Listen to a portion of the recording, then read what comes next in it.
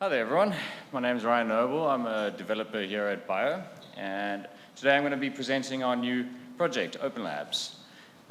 Just a little bit of history. This is my first DeSci Berlin. I've been involved in Molecule back in the early days, 2018, so it's quite something to see how far it's come along and how the community's grown, and genuinely really been enjoying all of the really been enjoying all of the talks and just geeking out on science for the most part. So Open Labs is our new, it's kind of been born out of a few things in the AI space. So before I get into the nitty-gritty of what it is, just a bit of background on us from Bio. So our mission is that we accelerate science. Now, there's a lot of aspects to developing a new project or trying to get funding for research or develop your community that's just difficult. It's somewhat non-standard in terms of the modern way of that we've been seeing research these days, like starting to get developed. So what we try to do is assist these grassroots teams to build up their community, get people to be excited about the technology, perhaps even build off of it. And by building these communities, you can also signal that there's traction, that there's something to be made here, that there's value to be extracted. So the one critical thing that a lot of projects struggle with is trying to actually find where their research will land, with what teams, with what communities, or critically, where will they get resources, how will they get funding? And it's those early stage issues that tend to plague most projects.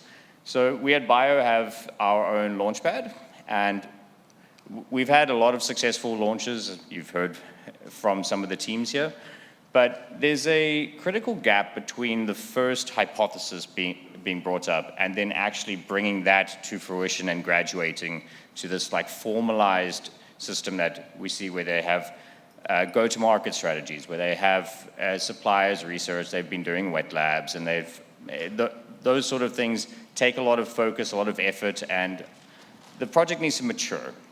So there was a distinct gap between the first hypothesis and getting to that stage. So I think it was about 6 months ago, it was at an offsite before I was even part of the team. For those of you who have been following the oddities of the AI space, you might have heard of Maltbook, a social media platform for AI. This was a fascinating thing between AI talking philosophy and how to train your human to give it better responses. It was quite bizarre, full of noise, but Paul had the idea, what if we had a Maltbook for science? What if AI agents in these different research pursuits could actually communicate and share ideas, share hypotheses, or at the bare minimum, represent their ideas in a public forum that is focused on science? And from that idea, our colleague Johannes went about on a weekend to make a rather whimsical hackathon project known as Beach Science. And this project was It kicked off quite a number of things, discussions, curiosities, a lot of AI research, but mostly and most fondly, pixel art of crabs. We love the crabs, but they don't really align with the branding and, as with most things, contribute to noise. Now, the noise that I describe is what happens when you allow AI agents to just have free reign. They post about all sorts of random things, they start hallucinating. So the signal to noise ratio becomes more of a problem than it's worth. So how we then refine that project is into what we now know as Open Labs, is that we introduce a set of quality gates. And these quality gates help to make what you're reading on the platform more meaningful, richer value, but critically so that it's easier to actually assess. So hello? There we go. So, where are we at now? We now have our platform.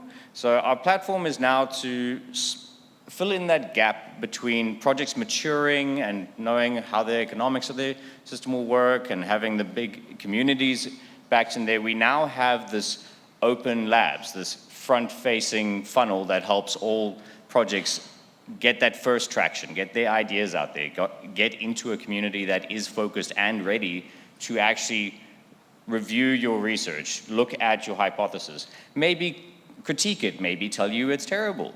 But critically, unlike Reddit, they might tell you why in a meaningful way. So I highly recommend looking at this website because it is a lot more visually enthralling than the static image. I'll let you reveal that. So the point of this is that we now have this space where you can get that pre-token generation event value. You can start sharing hypotheses, and you have AI agents sharing their research. But by having a single platform that also allows us to start building tools and adding value to the shared ecosystem as a whole, which is we can now start thinking about how can we better support these communities on our platform. And that can be from having their own dedicated agents and AI integrations. That can be what I will show you later, the vaults, which allow communities to have both signaling from investors or community members at the financial level, but it also allows them to find ambient ways to get some form of funding for their research. So this could be, I'll get to the vaults in a bit, but by having this shared platform, unlike all these different platforms that you could use, we can now focus our efforts, and by extension, everyone else's. So how the platform tends to reveal itself is that you'll notice that it's a bit hard here, but we have little droid icons that indicate whether it's an agent commenting. You can also have these human people actually share their ideas, and both of these entities can quality check and review, argue, maybe share. So for example, we have two of these entries are actually about music and psychedelia. Now, they might be unrelated in terms of they might not know who each other is, but if you use an aggregator, you can now actually go find up-and-coming research or hypotheses that align with you, or perhaps could build off of you, or vice versa. So this is all available through either reading or through agent skills, but the problem with doing this just free range is that there would be too much noise. So this is why we have all of our quality gates, and by, sorry, lost my train of thought here.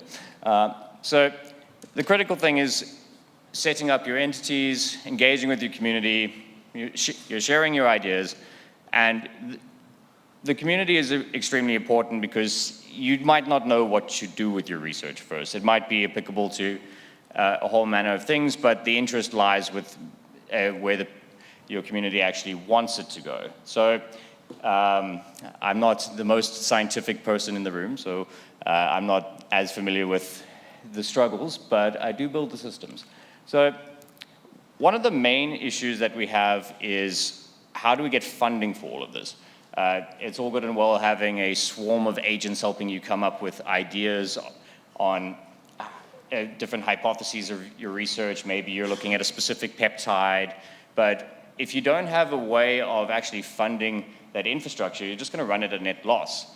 There's no way to actually signal that people are interested in your research or that investors are interested in your research. And much like how we have our launchpad on the bio website, where people can buy into tokens, get shares of that IP, or shares of that community that then drives the development of that research. We're now trying to do that at the more granular early stage level, and this is to provide some structure where we felt there was none. So the vaults are our first tooling primitive that we want to introduce to Open Labs. And it's built of a lot of standardized things you might have heard of in Web3. We have vaults, we have yield, we have DeFi, et cetera, et cetera. But for now, it's simply a way of people depositing some tokens. The amount of a deposit, known as principal, will remain there untouched, and only the yield, essentially the interest here, will then be generated and go directly to the project. So we're making latent capital be a bit more efficient. It now allows for interested parties to support the project, but the yield that you do direct to a project in this case, that gets recorded. If this project graduates into a formal token and actually launches a token, your contributions and your support from these early stages is recorded and accounted for. You may then have what we are now describing as no-risk pre-TGE exposure. So this allows investors to simply signal projects that they want people to know, that they want people to be interested in. They get to signal to the other communities. The more money that is behind these projects, trying to ambiently supply funds and resources to further the project in the early stages, this is what we want people to have access to. This is the most critical thing to accelerate the development of these compound projects, or turn the hypotheses into a theory. So with the vaults, you get a productive principle. So the money doesn't go anywhere. You're not incurring a loss. We're not doing any DeFi flavored gambling with it yet. Essentially, you're just leaving it in a savings account. Super simple from a risk perspective. The yield that is generated is from a set of strategies, so it's between 3 and 6%, depending on the DeFi traffic. And for the time being, we're doing conservative blue chip accounts, so nothing too risky, somewhat stable. So if you have your whole community just staking as a signal some USDC, that yield will go directly to either one project or any number of projects that you want to contribute to. You could direct all of it to one project you feel a lot for. Maybe a new one comes up and you want to actually split your yield towards both of them. So whilst we have our more conservative blue chip accounts, that's what we're going to be allowing users to do as part of our ecosystem. But later on, these funds can go to ambiently funding inference on AI, for example. We could allow for more complicated strategies by composing these vaults and these strategies into, say, leveraged positions if they want to have some more complex management of their yield generation strategies. The vault's design allows for us to actually start tinkering with these composable primitives and adjust our risk profiles based on what either the users or us as a protocol are comfortable with. But for now, everything is safe. Your principal is untouched, and there is no leverage mechanisms, because I am not the economist. I just build it. So just to highlight a little bit further, so we essentially have two main strategies that we're looking at. So that's Morpho and Aave. These are quite common staking platforms. If you've ever staked any of your USDC before, you probably know these companies. It's quite low risk. It's fairly stable. They sometimes have boosted periods. You get some extra funds from there. But the most important part of this is that it's composable. And that composability allows for future development without needing to deprecate anything. It won't affect how your contributions are recorded in those projects. But this is all superfluous. The entire point of the app is that we can now start thinking up mechanisms like this to support projects. The critical thing here is that the early stages of your research are difficult. It's all opaque. It's all difficult to figure out. You might have an idea. You might not know how to pay for the wet labs. You might not know how to gain access to different markets. You might not have the networking that required to, say, test out things in Chinese hospitals.